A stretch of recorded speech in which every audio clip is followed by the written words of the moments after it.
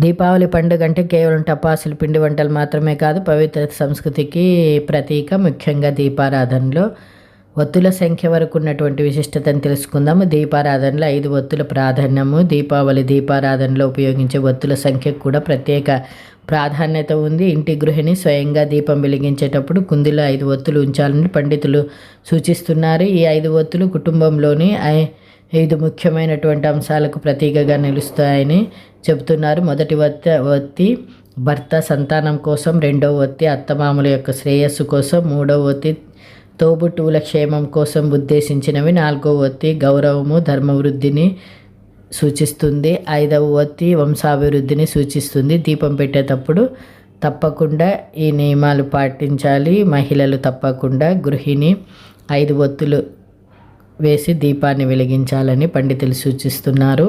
ప్రతి ఒక్కరి వీడియో నచ్చితే తప్పకుండా లైక్, షేర్ అండ్ సబ్స్క్రైబ్ చేయండి.